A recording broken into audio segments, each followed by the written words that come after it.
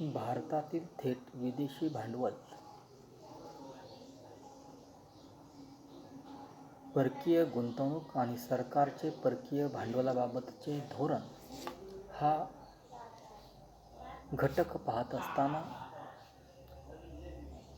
यामध्ये भारतात 1991च्या दरम्यान भारतीय अर्थव्यवस्थेची स्थिती नेमकी कशा पद्धतीची होती हे पाहणं गरजेचं आहे. म्हणजे 1991च्या दरम्यान भारतीय अर्थव्यवस्थेची स्थिती अत्यंत खालावलेली असल्याचं पाहावयास मिळतं. व्यवहार तोल इतका प्रतिकूल बनला होता, केवळ 15 दिवस पुरेल एवढेच परकीय चलन भारताजवळ होतं. आंतरराष्ट्रीय नाणेनिधी आणि जागतिक बँक यांनी भारताला नवीन आर्थिक धोरण स्वीकारायला भाग पाडले. उदारीकरण, खाजगीकरण व जागतिकीकरण या आधाराने नवे आर्थिक धोरण भारताने 1991मध्ये स्वीकारले. याबाबत भारतात थेट परकीय गुंतवणुकीला अनुकूल वातावरण तयार झालं असं म्हणण्यास वावगं ठरणार नाही. परदेशातील विविध संस्था, व्यक्ती व त्या देशातील सरकार यांनी भारतात प्रत्यक्ष भांडवल गुंतवणूक, तंत्रज्ञान व अन्य सेवांच्या माध्यमातून केलेली गुंतवणूक ही थेट गुंतवणूक म्हणून ओळखली जाते. हे भारत सरकार धोरणानुसार विदेशी गुंतवणूक संवर्धन मंडळाद्वारे विविध क्षेत्रामध्ये अशी गुंतवणूक करण्यास परवानगी दिली असल्याचं आढळतं. 1990-91 नंतर भारतामध्ये झालेली थेट परकीय गुंतवणूक जर आपण पाहिली तर यामध्ये प्रामुख्यानं सन 1991-92 वर्षामध्ये 316 कोटी रुपये थेट गुंतवणुकी झाल्याचं पाहावयास मिळतं. 1995-96 मध्ये ती वाढ होऊन 965 कोटी रुपयेपर्यंत पोहोचली. तर सन 2000-2001 मध्ये ती 1,18,406 कोटीपर्यंत पोहोचल्याचं पाहावयास मिळतं. तर 2005-06 मध्ये ती 24,584 कोटी झाली. 2006-07 मध्ये ती 56,390 कोटी रुपये झाली. 2007-08 मध्ये ती 98,642 कोटी रुपये झाली. तर 2011-12 मध्ये 1,03,167 कोटी एवढी झाल्याचं पाहावयास मिळतं. हे या अनुषंगानं 2014-15चं जर आपण टक्केवारी पाहिली तर यामध्ये 1,89,107 कोटी रुपये विदेशी थेट गुंतवणूक झाल्याचं आपणास पाहावयास मिळतं. हे वरील तक्त्याचा जर आपण विचार केला 1990-91 ते 2014-15चा कालखंड जर आपण पाहिला तर भारतातील थेट परकीय गुंतवणूक 3,016 कोटी वरून 1,89,107 कोटीपर्यंत पोहोचली. आणि या वाढीच्या पटीमध्ये जवळपास विशेषतः गृहबांधणी, वीज निर्मिती, सेवा क्षेत्र, वाहतूक व दळणवळण या क्षेत्रामध्ये ही गुंतवणूक मोठ्या प्रमाणावर झाल्याचं पाहावयास मिळतं. मॉरिस, सिंगापूर, इंग्लंड, जपान यासारख्या देशातून हा परकीय गुंतवणुकीचा ओघ मोठ्या प्रमाणावर झाला. आणि सन 2000 नंतरची निवडक उद्योगातील थेट विदेशी गुंतवणूक जर आपण पाहिली तर यामध्ये सेवा क्षेत्र, वित्तीय व बिगर वित्तीय 2,05,532 कोटी, टेलिकम्युनिकेशन 84,092 कोटी, संगणक 76,235 कोटी, व्यापार 43,799 कोटी, औषधे 65,282 कोटी, ऑटोमोबाईल उद्योग 36,991 कोटी, रसायने 49,310 कोटी, वीज निर्मिती 46,640 कोटी, धातू उद्योग 41,100 कोटी गुंतवणूक झाल्याचं आपणास पाहावयास मिळतं. म्हणजे सेवा क्षेत्राचा जर आपण विचार केला तर या सेवा क्षेत्रामध्ये विदेशी गुंतवणूक सार्वत्रिक असल्यामुळं त्यामध्ये खालोखाल टेलिकम्युनिकेशन संगणक क्षेत्रामध्ये गुंतवणूक झाल्याचं पाहावयास मिळतं. आणि या सगळ्या कारणामुळं भारताच्या विदेशी व्यापाराला गती प्राप्त झाल्याचं पाहावयास मिळतं. आणखी एक वैशिष्ट्य सांगता येईल ते म्हणजे याच कालखंडामध्ये सार्वजनिक थेट परकीय गुंतवणूक ही मुंबई विभागामध्ये 3,53,022 कोटी रुपये म्हणजे जवळपास 29% केल्याचं आढळतं. म्हणजे त्यापाठोपाठ दिल्ली विभागाचा दुसरा क्रमांक लागतो. या दिल्लीमध्ये 20% एवढी गुंतवणूक केल्याचं पाहावयास मिळतं. याचाच अर्थ मुंबई आणि दिल्ली या विभागात सुमारे 50% इतकी गुंतवणूक झाली आणि बेंगलोर चेन्नई विभागामध्ये प्रत्येकी 7% इतकी गुंतवणूक झाल्याचं आपणास पाहावयास मिळतं. आणि उर्वरित विभागामध्ये प्रत्यक्ष परकीय थेट गुंतवणुकीचं प्रमाण हे अल्प राहिलं. यावरून या विवेचनाचा असा निष्कर्ष काढता येईल की थेट परकीय गुंतवणुकीचं आकारमान जे आहे हे प्रचंड वाढलं असलं तरी सर्व घटक राज्यातील त्यांचं प्रमाण विषम असल्याचं पाहावयास मिळतं. म्हणजे विदेशी भांडवलाचं सन 1991चे जे धोरण आहे या धोरणामध्ये भारत सरकारनं जुलै 1991मध्ये जाहीर केलेल्या नव्या औद्योगिक धोरणानं भरीव उदारीकरणाचं धोरण जाहीर केलं आणि अनेक उद्योगधंदे परदेशी गुंतवणूकदारांना खुलं केलं. या धोरणापूर्वी विदेशी भांडवलावर अनेक नियंत्रणे होती आणि विदेशी भांडवलाला आकर्षित करण्यासाठी अनिवासी भारतीयांनी गुंतवणूक करण्यासाठी सरकारनं या धोरणानं कर सवलती दिल्या. म्हणजे अग्रक्रम क्षेत्रातील उद्योगांना काही विशिष्ट मर्यादेपर्यंत कमी दरानं कर आकारणी, नवीन उद्योगांना काही ठराविक काळापर्यंत नफ्यावर कर सूट देणं इत्यादी बाबींचा अवलंब केला. निवासी भारतीयांनी उच्च गुणवत्ता मर्यादित राखण्यासाठी अल्प कालखंडामध्ये अग्रक्रमाने गुंतवणुकीत हिस्सा देणं म्हणजे भारतीय कंपन्यांचं शेअर्स विकत घेण्याची परवानगी देणं या धोरणानं विदेशी भांडवल भारतात यावं असे प्रयत्न करण्यात आल्याचं पाहावयास मिळतं. म्हणजे या धोरणामध्ये जे प्रमुख मुद्दे होते त्या प्रमुख मुद्द्यांमध्ये पहिला जो घटक आहे असे एकूण 4 मुद्दे यामध्ये सांगण्यात आल्याचं आपणास आढळतं. म्हणजे उच्च अग्रक्रम उद्योगामध्ये 51% पर्यंत विदेशी भागधारकांना प्रत्यक्ष विदेशी गुंतवणुकीसाठी मान्यता देण्यात येईल. मात्र विदेशी भांडवलानं आयात भांडवली वस्तूसाठी आवश्यक असणाऱ्या विदेशी चलनाच्या गरजेची पूर्तता केली पाहिजे. म्हणजे भारतीय रिझर्व्ह बँकेमार्फत लाभांश दिला जावा, कारण ठराविक कालावधीत निर्यातीपासून मिळणाऱ्या उत्पन्नाशी लाभांश दिल्या जाणाऱ्या खात्याचा समतोल साधला जाण्याची खात्री त्यांना देता येईल. तिसरा जो घटक आहे आंतरराष्ट्रीय बाजाराला संधी देण्यासाठी प्रामुख्यानं निर्यात कार्यामध्ये कार्यरत असलेल्या व्यापारी कंपन्यांना 51% पर्यंत भागधारक करण्याची विदेशी भागधारकांना अनुमती देणं.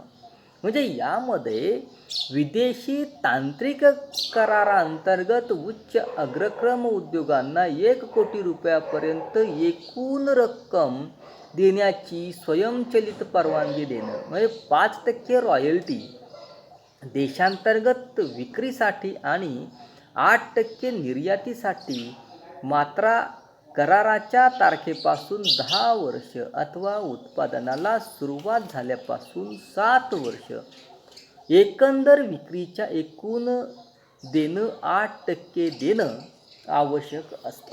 म्हणजे अशा रीतीनं भारत सरकारनं 1991च्या धोरणानं विदेशी गुंतवणुकीसाठी उदारीकरणाच्या धोरणाचा अवलंब केला.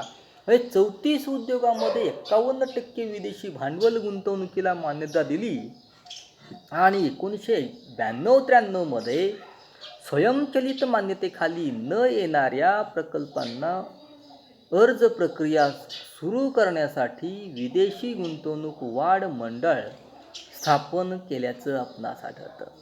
आता या 1991च्या कायद्यानं ज्या पुढील महत्त्वाच्या उपाययोजना जाहीर करण्यात आल्या त्यामध्ये 1991मध्ये सरकारनं अग्रक्रम उद्योगांची उच्च तंत्रज्ञान व उच्च गुंतवणुकीची विशेष यादी जाहीर केली, ज्यामध्ये विदेशी भांडवल 51% पर्यंत प्रत्यक्ष विदेशी गुंतवणुकीची सवलत परवानगी देण्यात आली आणि डिसेंबर 1996 पर्यंत 35 उद्योगांची यादी करण्यात आल्याचं पाहावयास मिळतं. म्हणजे डिसेंबर 1996 मध्ये भारतीय रिझर्व्ह बँकेने 9 वर्गातील उद्योगांना 74% पर्यंत विदेशी प्रत्यक्ष गुंतवणूक स्वयंचलित करण्याची मान्यता सरकारनं दिली आणि अशा रीतीनं सध्या 48 उद्योगांना 51% पर्यंत विदेशी भांडवल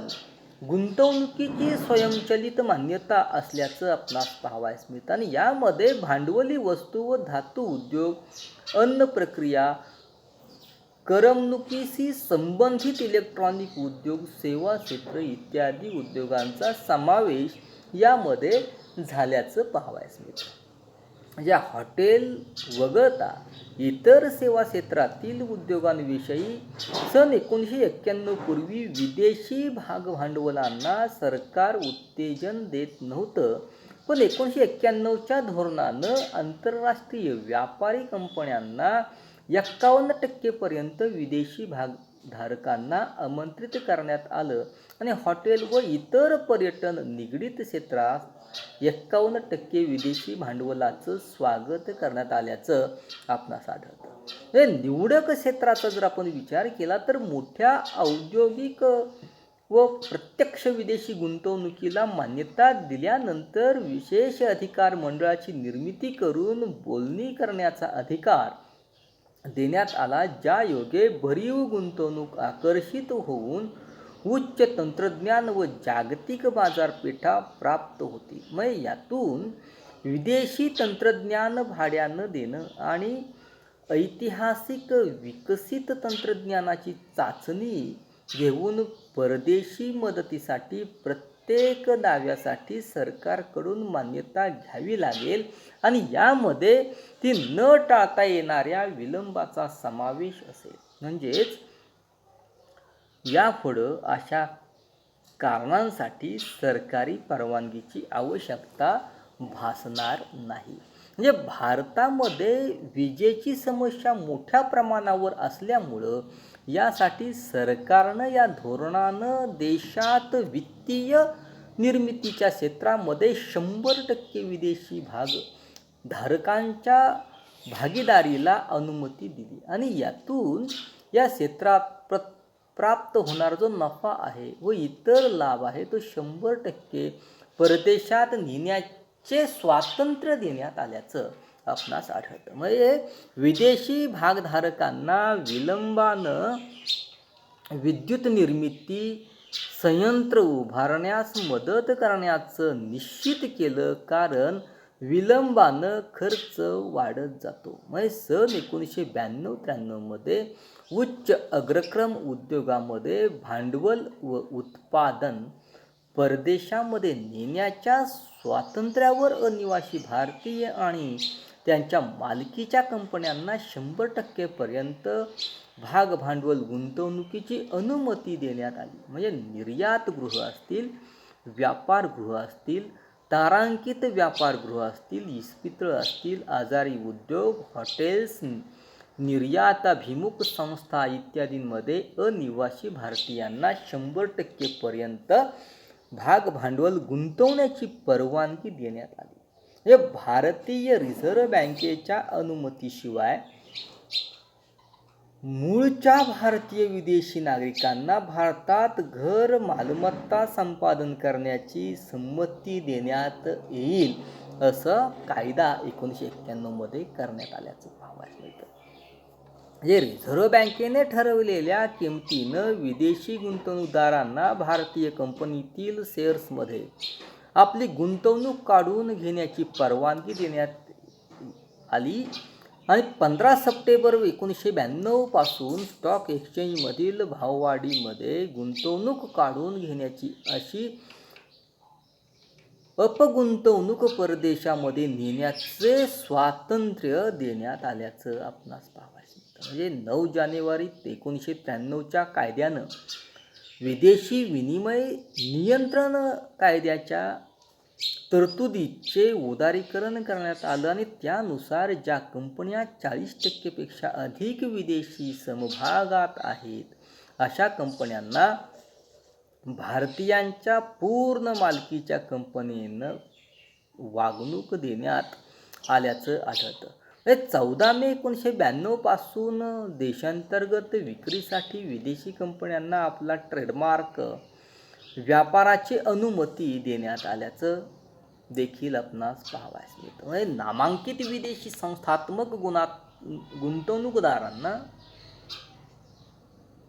फॉरेन इंडस्ट्रियल इन्व्हेस्टिगेटर्स जे आहेत त्यांना गुंतवणुकीची परवानगी दिली आणि यामध्ये पेन्शन फंड, म्युच्युअल फंड, मालमत्ता, व्यापार कंपन्या, गुंतवणूक ट्रस्ट, नॉमिनी कंपन्या या सगळ्या घटकांचा समावेश करण्यात आला. याचबरोबर मॅनेजर्स आणि इतर घटकांचा समावेश त्यामध्ये झाल्यामुळं भारतीय भांडवल बाजारात गुंतवणूक करताना सेबीखाली रजिस्टर करण्याची अट पाळली पाहिजे आणि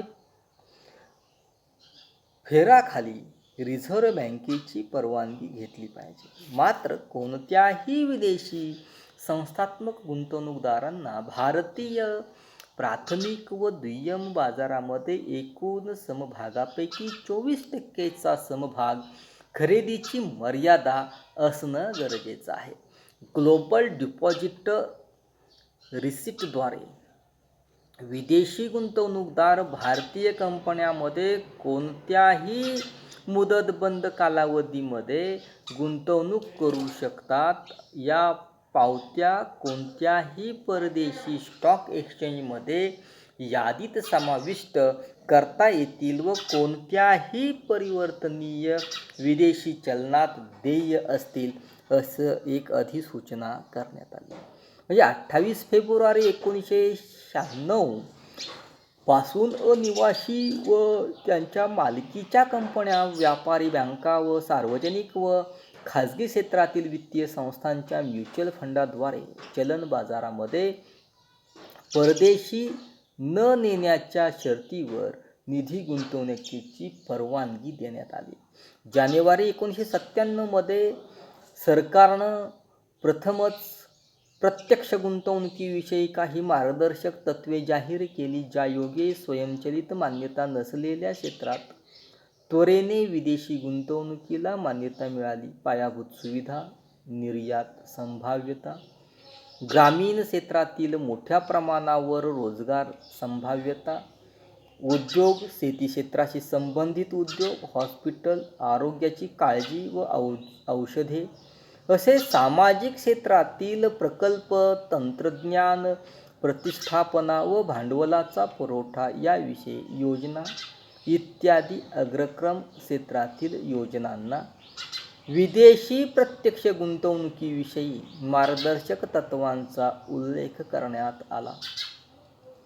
त्यानुसार विदेशी प्रत्यक्ष गुंतवणुकीला बँकिंग क्षेत्रात एकूण समभागाच्या 20% कमाल मर्यादेला मान्यता देण्यात आली आणि अनिवासी भारतीयांना या मर्यादेत 40% करण्यात आली. बिगर बँकिंग कंपन्या एकूण समभागाच्या 51% विदेशी गुंतवणुकीला मान्यता देण्यात आली, तर 100% मर्यादा वीज, रस्ते, बंदरे, पर्यटन व व्हेंचर कॅपिटल निधीला देण्यात आला.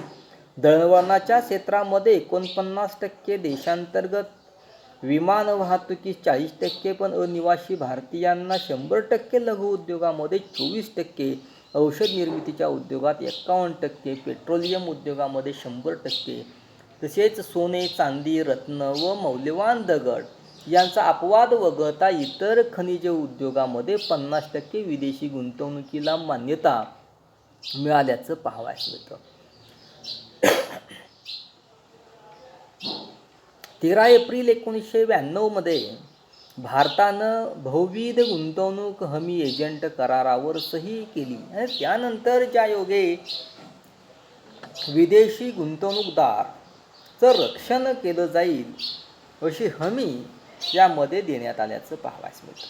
म्हणजे 100% आधारावर स्थापन होणाऱ्या विदेशी कंपन्यांना नवीन मार्गदर्शक तत्त्वे पाळावी लागतील आणि त्या कसोट्या पुढील प्रमाणे करता येतील. म्हणजे ज्या ठिकाणी फक्त मालकीच्या कारभाराचा समावेश असतो व सर्व प्रवाहांच्या दिशेनं गुंतवणुकीला अंमलात आणण्यासाठी परवानगीची गरज आहे, जेथे खाजगी मालकीचे औद्योगिक धंद्यांचं शास्त्र शोधलं जातं, त्याचं रक्षण केलं जातं अथवा अत्याधुनिक तंत्र सुचविलं जातं, यामध्ये ज्या ठिकाणी किमान 50% उत्पादन निर्यात केलं जातं, त्या सल्लामसलतीच्या योजना आणि वीज निर्मिती, रस्ते, बंदरे व औद्योगिक शहरं व वसाहती या योजना 1999च्या विमा कायद्यानं विदेशी प्रत्यक्ष गुंतवणुकीला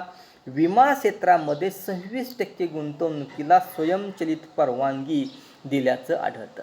म्हणजे 15 जानेवारी 2004 मध्ये खाजगी बँका, पेट्रोलियम, रिलायन्स, शस्त्रास्त्र, तांत्रिक मासिके आदी संबंधी भरीव सवलती जाहीर केल्या. खाजगी बँका 74% FDI ची परवानगी, सशस्त्र तांत्रिक मासिके 100% व पेट्रोलियम मार्केटिंगसाठी 74% FDI ची परवानगी यात मिळाल्याचं आपणास आढळतं. जानेवारी 2008चा जर आपण विचार केला तर यामध्ये सरकारनं 6 व्यवसायावरील विदेशी मालकीची प्रमाणके शिथिल केल्याचं आपणास आढळतं. हे पहिला जो घटक आहे हे विमानाचं उत्पादन, खनिजे, तेल शुद्धीकरण, स्थापन संपदा, वस्तू विनिमय, पतपुरवठा, माहिती कंपन्या इत्यादी या व्यवसायामध्ये विदेशी प्रत्यक्ष गुंतवणूक मर्यादा वाढवण्यात आल्याचं आढळून येतं. सन 2009चा जर आपण विचार केला तर शासनानं मालकीच्या व नियंत्रित भारतीय नागरिकांच्या कंपन्यांवरील विदेशी प्रत्यक्ष गुंतवणुकीवरील मार्गदर्शन शिथिल केलं. यानुसार भारतीय प्रवर्तक 51% भागीदारी स्वीकारली व विदेशी प्रत्यक्ष गुंतवणुकीनं 49.9% गुंतवणूक केल्याचं यामध्ये अनिवासी भारतीयांनी भारतीय कंपन्यांमध्ये प्रवेश करावा असं ठरलं. म्हणजे या धोरणातील विविध तरतुदींनी भारतातील विदेशी गुंतवणूक मोठ्या प्रमाणावर वाढली. ऑगस्ट 1991 मध्ये सरकारनं 1270 कोटी रुपयांच्या विदेशी गुंतवणुकीला मान्यता दिली. ती ऑगस्ट 1998 मध्ये 1,76,510 कोटी रुपयाची झाली. म्हणजे 136 पट त्यामध्ये वाढ झाल्याचं पाहावयास मिळतं. म्हणजे भारत सरकारनं दिलेल्या माहितीनुसार सन 1991-92 ते 2010-2011 या कालावधीमध्ये एकूण विदेशी गुंतवणुकीचा प्रवाह $352 बिलियन होता आणि त्यापैकी विदेशी प्रत्यक्ष गुंतवणूक $210.3 बिलियन म्हणजे जवळपास 59.8% व शिल्लक रक्कम जी होती 147.7 बिलियन म्हणजे जवळपास 40.2% रोखे गुंतवणूक स्वरूपामध्ये होती. म्हणजे या एकूण प्रत्यक्ष गुंतवणुकीपैकी 84.3% बिलियन म्हणजे जवळपास 40% गुंतवणूक अनिवासी भारतीयांची होती. या सर्व उपायांनी विदेशी गुंतवणूक मोठ्या प्रमाणावर विस्तारली, ज्यायोगे विदेशी गुंतवणूक देशात येण्यासाठी वातावरणात संपूर्ण बदल झाल्याचं पाहावयास मिळतं. म्हणजे सन 2001 पासून भारतातील आर्थिक सुधारणांचा दुसरा टप्पा सुरू झाला असं म्हटल्यास वावगं ठरणार नाही. म्हणजे या कालावधीनंतर भारतानं परकीय भांडवलाबाबत अधिक उदार धोरण स्वीकारलं. सेजमधील विदेशी गुंतवणूक 100% पर्यंत मान्य करण्यात आली. टेलिकम्युनिकेशन क्षेत्रातील 100% विदेशी गुंतवणुकीला मान्यता देण्यात आली. मोदी सरकारकडून विदेशी भांडवलाच्या आयातीसाठी विशेष मोहीम हाती घेतल्याचं आपण पाहतो. म्हणजे भारतातील विविध स्वरूपातील विदेशी गुंतवणूक जी आहे, यामध्ये अलीकडच्या कालखंडात जर आपण विचार केला तर विदेशी गुंतवणूक मोठ्या प्रमाणावर होत असून सुरुवातीला आपण परदेशी गुंतवणुकीचे विविध प्रकार अभ्यासले आहेत. तेव्हा या विविध स्वरूपामध्ये भारतात आत्तापर्यंत गुंतवलेल्या विदेशी भांडवलाचा थोडक्यात आढावा घेणं गरजेचं आहे. भारताला मिळालेली परदेशी मदत जी आहे, या परदेशी मदतीला परदेशी मदत अगर बाह्य सहाय्यता असं आपण म्हणतो.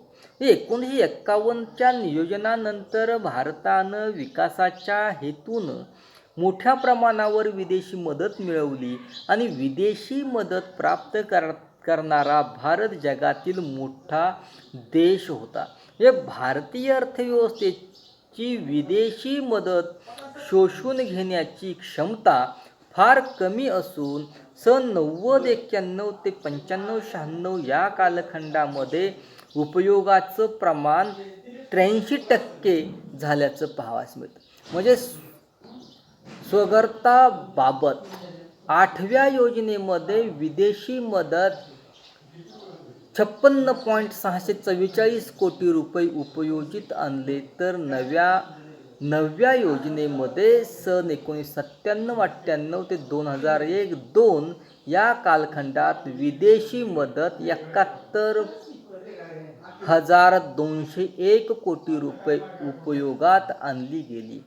या टक्केवारीचा अनुक्रमे आपण विचार केला तर 79.9% वरून 80% 8व्या योजनेमध्ये, 92, 93 ते 96-97चा जो कालखंड आहे, या कालखंडात एकूण बाह्य मदत 56,644 कोटी रुपये होती आणि यापैकी वापराचं प्रमाण 92% होतं. तसंच सन 2002-03 आणि 2005-06 मध्ये एकूण बाह्य मदत 72,610 कोटी रुपये वापरल्याचं पाहावयास मिळतं. म्हणजे भारतात पहिल्या योजनेपासून 1995-96चा कालखंड विचारात घेतला तर भारताला एकूण मंजूर झालेल्या विदेशी सहाय्य 1,61,076 कोटी रुपये होतं. त्यापैकी उपयोगात आणलेली मदत 1,16,122 कोटी रुपये होती. हे प्रमाण 76% पडलं. म्हणजे हळूहळू याचं वातावरणाचं प्रमाण जे आहे हे वाढल्याचं पाहावयास मिळतं. सन 2002, 2003 ते 2006-07 या कालखंडाचा विचार करता विदेशी मदत 88,567 कोटी रुपये उपयोगात आणली गेली आणि हे प्रमाण 77.1% होतं. साधारणतः 10व्या योजनेमध्ये असं आपल्याला दिसून येतं.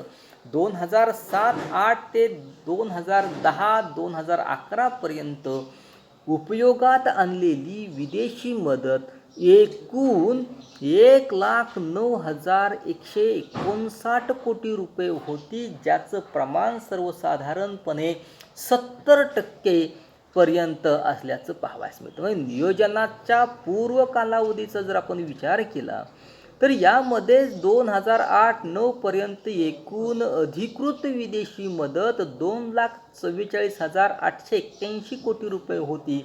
त्यामध्ये कर्जाचा हिस्सा 3,97,766 कोटी रुपये म्हणजे 89.4% होता. त्यावेळी अनुदानित 44,341 कोटी रुपये म्हणजे 10% राहिल्याचं पाहावयास मिळतं. आणि 2.774 कोटी रुपये म्हणजे 0.6% ही PL म्हणजे 480 भागिले 665 खाली मिळालेली मदत असल्याचं पाहावयास मिळतं. म्हणजे या विदेशी मदतीचं जे स्वरूप आहे, हे स्वरूप पाहत असताना भारताला मिळालेली विदेशी मदत 3 स्वरूपामध्ये मिळाली. पहिला जो घटक आहे कर्ज, दुसरा घटक आहे मदत आणि तिसरा घटक आहे पब्लिक लॉ 480/665. म्हणजे ही मदत भारतीय रुपयामध्ये अगर परिवर्तनीय चलनात परत करावयाची असते, हे विकासासाठी कमी पडणाऱ्या साधनसामग्रीकरता कर्जाचा वापर देशाला करावा लागतो आणि या कर्जाचा वापर योग्य रीतीने न केल्यास दीर्घकाळात देशाच्या अर्थव्यवस्थेवर त्याचा भर पडल्याचं आढळतं. म्हणजे कर्जाचा मोठा हिस्सा व्याज देण्यासाठी व पूर्वीचं कर्ज फेडण्यासाठी वापर करू नये. म्हणजे मदतीच्या परतफेडीचा अगर भाव नसतो म्हणून हा मार्ग चांगला असल्याचं पाहावयास मिळतं. कालांतराने ह्या मदतीचा ओघ कमी होत गेला. म्हणजे सन 1990, 91 ते 91-92 विदेशी मदत वापरण्याचं प्रमाण 78.9% होतं. ते 8व्या योजनेत, 9व्या योजनेत अनुक्रमे 79.9% व 80% झालं. आणि 2002-2004 ते 2005चा जो कालखंड आहे, या कालखंडामध्ये हे प्रमाण 87.6% पडलं. तर 2007-8 ते 2010-11 या कालखंडात ते 90% झाल्याचं पाहावयास मिळतं. बाह्य वाणिज्य कर्ज जे आहे, यामध्ये सन 1985 नंतर भारताला बाह्य व्यापारविषयक कर्जाचा वापर प्रामुख्यानं चालू खात्यात तूट भागविण्यासाठी करता आला. अर्थव्यवस्थेतील एकूण विदेशी भांडवल प्रवाहातील बाह्य व्यापारी कर्जाचा हिस्सा 25% पेक्षा अधिक होता आणि सन 1986-87 मध्ये हा हिस्सा 48.1% म्हणजे सर्वसाधारणपणे निम्मा असल्याचं पाहावयास मिळतं. हे भारताला सुरुवातीच्या कालखंडामध्ये अशी कर्ज अमेरिका, युरोप, जपान व्यवस्थापनाखाली बँकांकडून प्राप्त होत होती व त्यानंतर आंतरराष्ट्रीय कर्ज बाजारातून निधी उभारण्यास सुरुवात झाली. म्हणजे बाह्य व्यापारी कर्जाच्या मान्यतेपैकी 90% कर्ज वित्तीय संस्था व सार्वजनिक क्षेत्रातील उद्योगांना प्राप्त होत. मात्र त्याचा भार अर्थव्यवस्थेवर अधिक पडतो. परिणामी अशा कर्जावर अवलंबून राहण्याचं प्रमाण कमी करण्याचं धोरण स्वीकारण्यात आलं.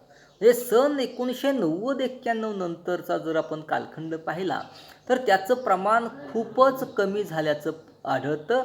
आणि हे बाह्य व्यापारी कर्ज आणि त्यामध्ये टक्केवारी आपण सोबतच्या तक्त्यामध्ये जर आपण पाहिली तर यामध्ये सन 2009-10 मध्ये 11,80,073 म्हणजे जवळजवळ 5.5% एवढी रक्कम त्यात घटल्याचं पाहावयास मिळतं. तेच 90-91 मध्ये 19,727 म्हणजे 12.1% बाह्य व्यापारी कर्जाचा समावेश असल्याचं पाहावयास मिळतं. म्हणजे भारतानं बाह्य व्यापारी कर्जाचं 1990-91 मध्ये 19,727 कोटी रुपयाचं होतं. ते 1995-96 मध्ये 46,742 कोटी रुपये एवढं वाढलं. अर्थात कर्जात मोठी वाढ झाली, पण एकूण विदेशी मदत याचं प्रमाण या कालावधीत 12 ते 14% दरम्यान स्थिर राहिलं आणि 1996-97 हे प्रमाण 10.6% आणि 2002-2003 4% एवढं झालं. तर 2005-06चा जर आपण विचार केला तर हे प्रमाण 10.2% झालं. म्हणजे मागील दशकामध्ये 80 ते 1990च्या तुलनेमध्ये हे प्रमाण चांगलं आहे असं म्हटल्यास वावगं ठरणार नाही. म्हणजे या सन 2005-2006मध्ये ते 6,16,144 कोटी रुपयावरून 9-10मध्ये 11,80,076 कोटी रुपये झालं, पण प्रमाण मात्र 10.1% वरून 5.5% एवढं घटल्याचं पाहावयास मिळतं. अनिवासी भारतीयांच्या ज्या ठेवी आहेत, या ठेवीचा जर आपण विचार केला तर 1985 नंतर भारतानं अनिवासी भारतीयांकडून मोठ्या प्रमाणावर ठेवी उभारल्या. अंतर्गत बहिर्गत व्यापार जो आहे यामध्ये कर्जाप्रमाणे या ठेवी उभारण्याचा खर्च अधिक करून 1980-81मध्ये एकूण भांडवल व उत्पन्नात निव्वळ अनिवासी भारतीयांच्या ठेवीचा हिस्सा 9.7% होता. तो सन 1985-86मध्ये 38.2% एवढा उंचावला. मात्र जागतिक बाजाराशी तुलना करता या ठेवीवरील व्याजदर अधिक होता. कालांतराने यांच्यावरील व्याजदर कमी करत गेल्यानं त्याचं प्रमाण घटत गेलं आणि या पद्धतीत अनिवासी बँक खातं ठेव योजनेनं भारतीय राष्ट्राचा व मूळच्या भारतीय व्यक्ती ज्या परदेशात राहतात ते भारतात मुक्तपणे बँकेत खातं उघडू शकतात. त्यांना आणलेल्या विदेशी चलन भारतात आणू शकतात व परतही निघू शकतात. म्हणजे ज्या बँकांना विदेशी विनिमयाचा अधिकार दिलेला आहे त्या बँकांना असं व्यवहार करण्याची परवानगी रिझर्व्ह बँकेने दिलेली आहे. म्हणजे अशा अनिवासी खात्याचं 5 प्रकार केले जातात. पहिला प्रकार जो आहे विदेशी चलन अनिवासी खातं. दुसरा घटक आहे अनिवासी बाह्य रुपयातील खातं. तिसरा घटक आहे विदेशी चलन अनिवासी बँक खाते. अनिवासी ना परतावा रुपयातील ठेवी, विदेशी चलन बँक व इतर ठेवी. यामध्ये पहिली सुधारणा फेब्रुवारी 1970मध्ये भारतानं सुरू करून अनिवासी भारतीयांच्या ठेवी आकर्षित करण्याचा प्रयत्न केला. शेवटी सुविधा मे 1996मध्ये सुरू करण्यात आल्याचं आढळतं आणि यामधून जमा होणाऱ्या ठेवीची रक्कम जर आपण पाहिली तर अनिवासी भारतीयांच्या ठेवी सन 1990-91मध्ये 20,030 कोटी रुपयाच्या होत्या. त्या सन 1995-96मध्ये 39,006 कोटी तर 2002मध्ये 86,712 कोटी रुपयांपर्यंत वाढल्या. त्या सन 2009-10मध्ये 2,17,061 कोटी रुपये झाल्या. मात्र त्यांची टक्केवारी साधारणतः 12.3% ते 18.4%च्या दरम्यान असलेली आढळून येते.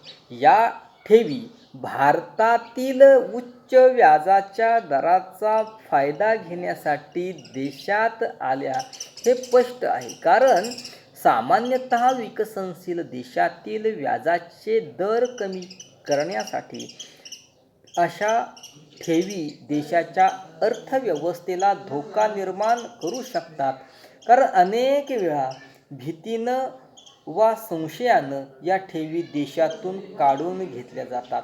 श्री अरुण घोषच्या मते अलीकडे अशा प्रकारच्या ठेवींच्या पलायनानं जून 1991मध्ये आपल्या देशामध्ये आणीबाणीचा प्रसंग उद्भवतो आणि नाजूक परिस्थिती व्यापाराशी संबंधित नव्हती, तर ती भांडवल पलायनाशी संबंधित असल्याचं पाहावयास मिळतं. यावरून अनिवासी भारतीयांच्या ठेवीवर अधिक विसंबून राहण्याचा अनुभव योग्य धोरण नसल्याची शिफारस या अरुण घोष यांनी केल्याचं पाहावयास मिळतं.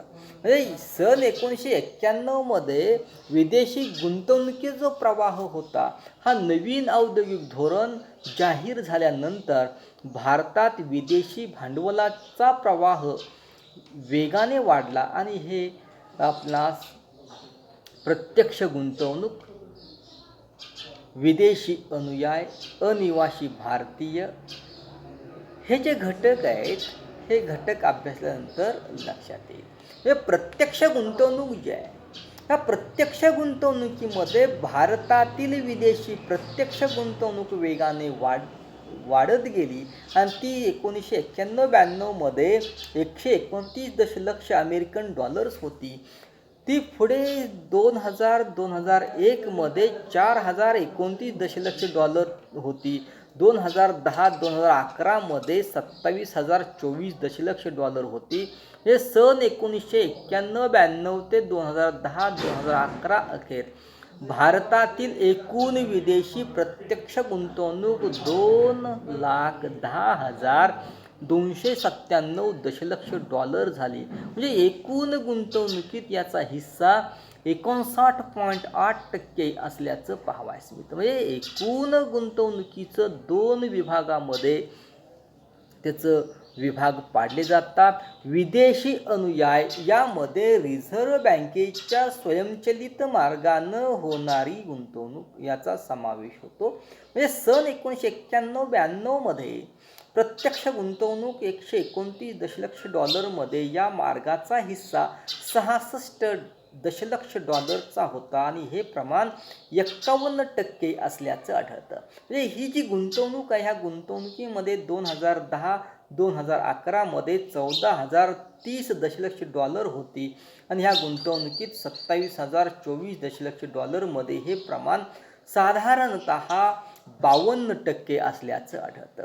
अनिवासी भारतीय जे आहेत, ह्या अनिवासी भारतीयांच्या ठेवी ज्या आहेत, प्रत्यक्ष गुंतवणुकीत परदेशात राहणाऱ्या भारतीयांचा हिस्सा महत्त्वाचा मानला गेला आणि यामध्ये 1991-92चा जर विचार केला तर एकूण प्रत्यक्ष गुंतवणुकीमध्ये 129 दशलक्ष डॉलरमध्ये अनिवासी भारतीयांचा 36 दशलक्ष डॉलरचा हिस्सा म्हणजे जवळपास 49% होता आणि सन 2010-11मध्ये एकूण प्रत्यक्ष गुंतवणूक 27,024 दशलक्ष डॉलर म्हणजे अनिवासी भारतीयांची गुंतवणूक 12,994 दशलक्ष डॉलर म्हणजे 48% असल्याचं पाहावयास मिळतं.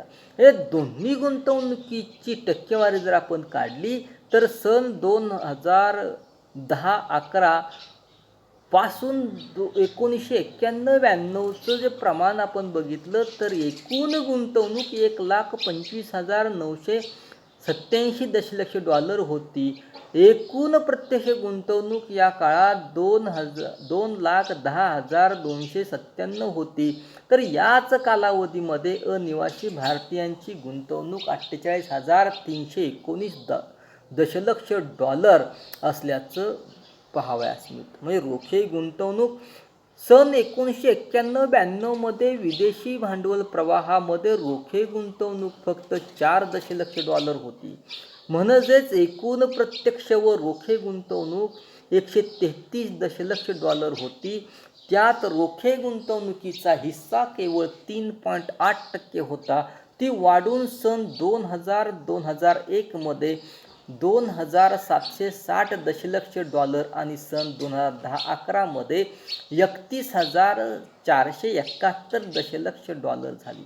सन 1991-92 ते 2010-2011 या कालखंडामध्ये भारतातील एकूण रोखे गुंतवणूक 1,41,701 दशलक्ष डॉलर झाली आणि एकूण गुंतवणूक 3,51,996 एवढी होती. म्हणजे गुंतवणुकीचा जो हिस्सा आहे हा हिस्सा 40.2% असल्याचं आढळतं. या दोन भागामध्ये त्याचं विलगीकरण झालं की त्यामध्ये विदेशी संख्यात्मक गुंतवणूकदार आणि इतर गुंतवणूकदार, म्हणजे या गुंतवणुकीमध्ये विदेशी संख्यात्मक गुंतवणूकदाराचा समावेश केला.